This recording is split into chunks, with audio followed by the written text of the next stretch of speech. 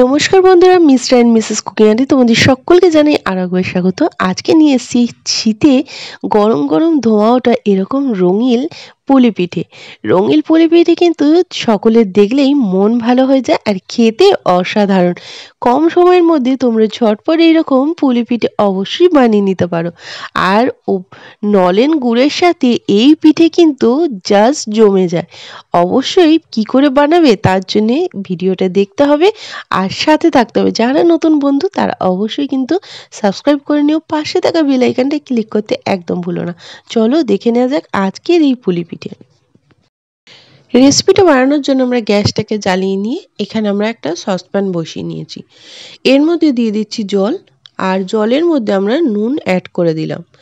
জলের মধ্যে নুনটাকে দিয়ে জলটাকে আমরা খুব ভালো করে ফোটাবো। একদম ফুটন্ত টকবক করে ফুটলেই জলটা নামিয়ে নেব। নিয়ে পাশে রেখেছি। আর এখানে নিয়ে নিয়েছি চালের গুঁড়ি। চালের গুঁড়ি এখানে আমি 2.5 কাপ মতো চালের গুঁড়ি ব্যবহার করেছি। এইবারে ফুটন্ত জলটাকে দিয়ে আমরা চালের গুঁড়িটাকে বেশ ভালো করে মাখতে থাকবো। জলটা যেহেতু গরম তাই অবশ্যই সাবধানে একটু মেখে নিও, কারণ জলটা একদম ফুটন্ত জল। এরপরে চালের গুঁড়িটাকে দিয়ে অল্প অল্প করে মেখে নিচ্ছি। আর এখানে দিয়ে দিচ্ছি বিটের রস। এখানে আমি কালারের জন্য বিটরুটের রসটা ব্যবহার করেছি। এখানে কোনো রকম আমি ফুড কালার ব্যবহার করিনি। এখানে কালারটা তুমি যেমন একটু যদি গাঢ় রাখতে চাও তাহলে আর একটু বেশি করে দিয়ে তারপরে তুমি এটা মেখে নিতে পারো। ঠিক এইভাবে আমরা এটাকে বিটরুটের রসটাকে দিয়ে আমরা মেখে নিচ্ছি। দেখো সুন্দরভাবে কালারটা একদম হালকা যে লালচে পিঙ্ক মতো সেইটাকে আমরা এনেছি। আর দেখো খুব সুন্দরভাবে ডোটাকে আমরা রেডি হয়ে গেছি। বাকি ডোটাকে আমরা ঢাকা দিয়ে আর কিছুটা পরিমাণ ডো নিয়ে এইরকম লেচির আকারে কেটে ছোট ছোট বল করে কেটে নেব। দেখো একদম ছোট সাইজের বল করে আমরা কিন্তু এটাকে রেডি করে নিচ্ছি।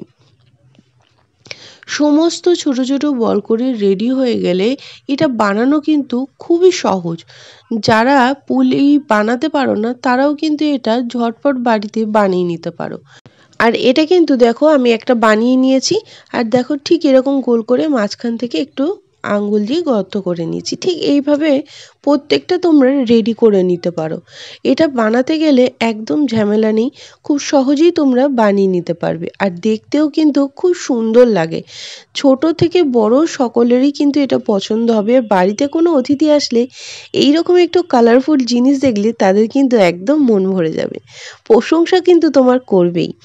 এরপরে আমরা দেখো সমস্তটা রেডি করে নেওয়ার পরে আমরা কিন্তু এটাকে রেখে দিচ্ছি।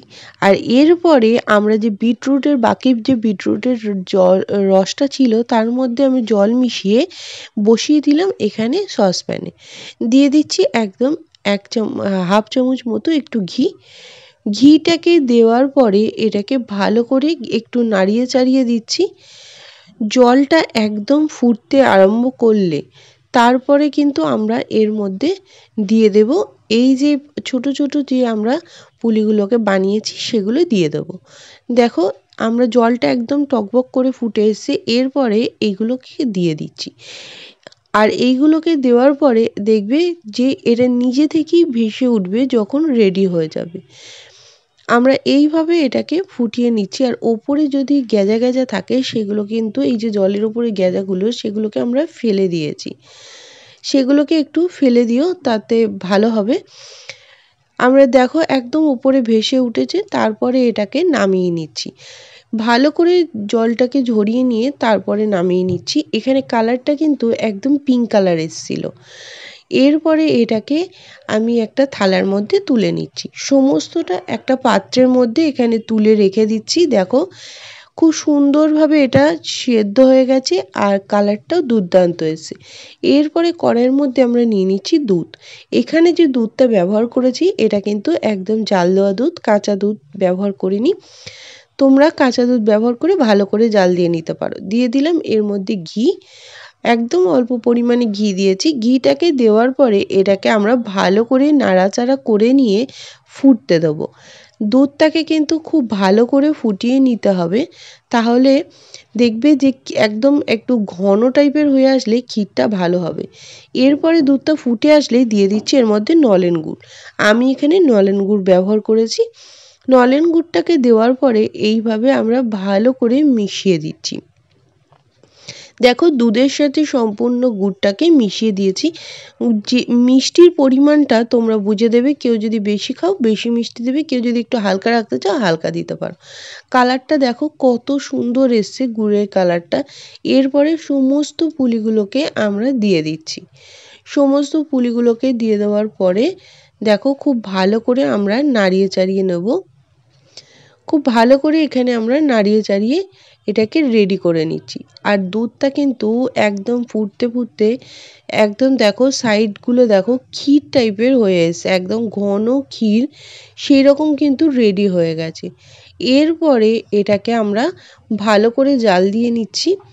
আর জাল দিয়ে নেওয়ার সময় দেখো এই কালারগুলো কত সুন্দর লাগছে পুলির। এইভাবে ফুটে আসলে আমরা এর মধ্যে দিয়ে দেব আমল দুধ। এর মধ্যে আমরা এখানে আমল দুধ ব্যবহার করেছি যাতে দুধটা আরও ঘন হয় আর সুন্দর একটা টেস্ট এনে দেয়। এখানে আমি 2 চামচ মতো আমল দুধ গুলে এর মধ্যে অ্যাড করে দিচ্ছি।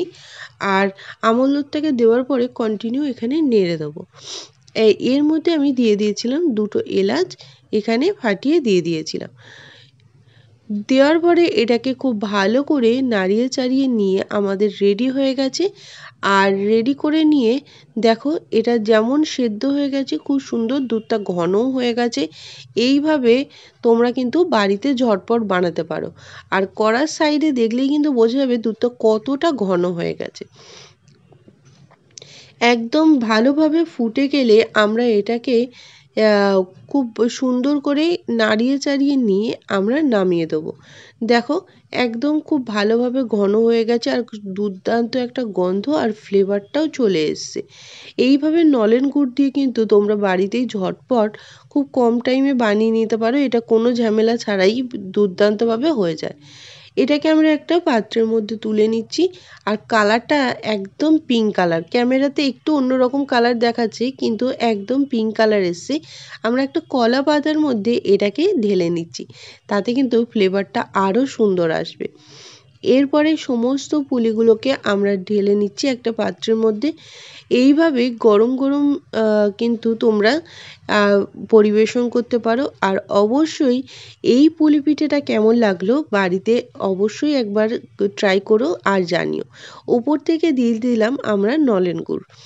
আরও একবার এই রকম একটু পাতলা যে নলেন গুড়টা সেটা দিয়ে এটা পরিবেশন করতে পারো।